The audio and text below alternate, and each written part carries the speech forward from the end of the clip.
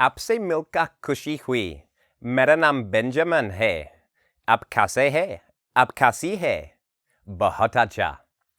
In today's lesson, we are going to be looking at difficulties that speakers from South Asia learning English may have. Now, English is a language that has been long established in South Asia due to our history and our connection with India. And in South Asia, a variety of English has developed that is slightly different to traditional British English.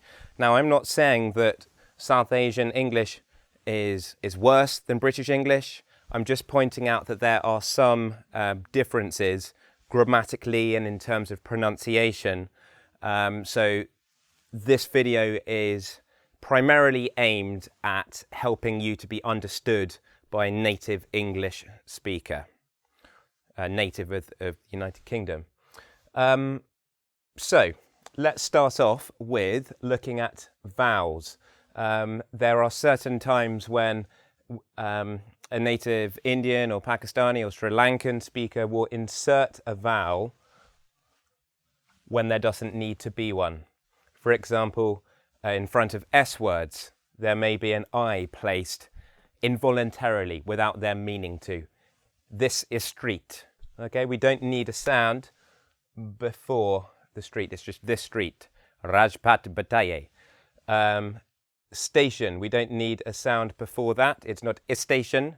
This is station. No, just this station will do fine. We don't need to insert extra vowels where they do not need to be there within words. For example, this is a free lift rather than this is a free lift. A free lift, meaning not having to pay. This is a fantastic film. Whoopsie, placed that in the wrong place. This is a fantastic film. Okay, I put Bollywood up here as well. I'm a huge fan of Bollywood films.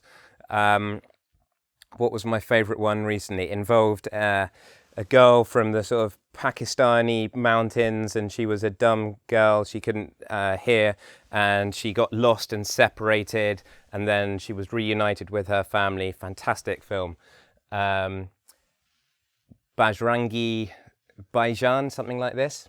Anyway, I wanted to put Bollywood up here because increasingly in the Bollywood film industry, English words are being used, and Hinglish, okay, a variety of Hindi and English is used. Just thought that was worth mentioning. Now, the traditional English months of the year have been adopted by South Asian English, and they are pronounced in a different way. So I just want to drill you on how we would pronounce them here in the UK. So maybe you could repeat after me. January. So we don't go for the extra vowel sound there, just January. February. We ignore those letters there. February. March. April. May. June. July. August. September. October. November. December. And then a couple of words that have slightly different meanings. These are just two examples from, I'm sure there are many. Now in India, hotel can be, not just in India, in the wider subcontinent, can be used to mean a hotel, a cafe and a restaurant, whereas here in the UK a hotel is simply a place where you pay to have a room to sleep in. Also, I have been invited before in India to visit someone's backside. What they meant was their back garden.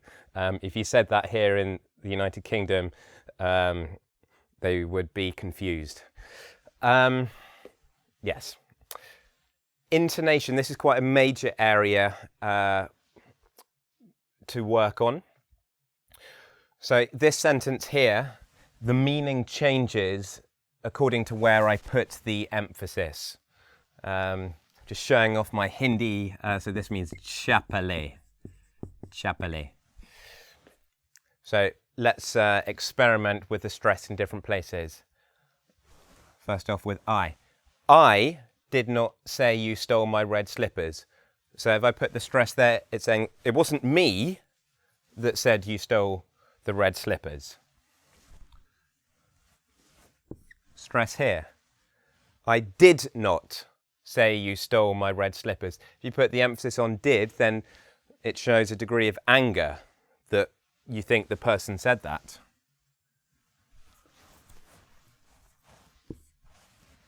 I did not say you stole my red slippers. Again, there's a heavy disagreement with the other person.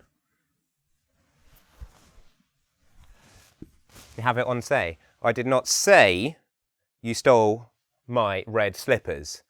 So we're starting to think, okay, we didn't say that you stole my red slippers, but maybe you suggested that.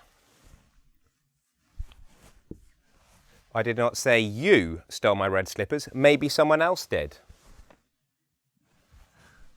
I did not say you stole my red slippers. Maybe you just walked off with them. I did not say you stole my red slippers. Maybe they weren't mine at all. I did not say you stole my red slippers, because my red slippers are very special, okay? I did not say you stole my red slippers. I did not say you stole my red slippers. Okay, I'm putting the emphasis on slippers, and I'm thinking, okay, what is it with these slippers?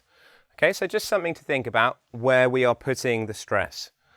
Now, obviously, in Hindi, Urdu, nouns have a masculine and feminine form, and the adjectives change according to the noun they are placed with. Acha, achi, achalaka. We don't have genders of nouns in the UK, so just bear that in mind.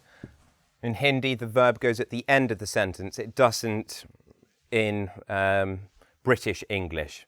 It normally goes subject, verb, object. There's quite a lot of discrepancy, there's quite a lot of differences with prepositions. I've covered this in quite a lot of detail in my video for Polish learners, so maybe that's a video that you could be checking out as well. The comparative and superlative. So this is something that a native of South Asia may say. This girl is calmer from the boy. What I need to say is than the boy. This girl is calmer than the boy. We're comparing the girl to the boy. The girl is calmer. He is the most bravest boy in the team. He is the most bravest. If I have EST here, I don't need most. He is the bravest boy in the team. More, very, and to. Again, I also have a separate lesson on very and to, so that's again another video that you could be revising. I have noticed that this is, people get a little bit confused here. Try to score more than 9 out of 10 in the quiz after this video. Try to score more. So you're trying to get more than. You have tried very hard. I'm just modelling correct usages of these words here. You have tried very hard. This curry is too spicy.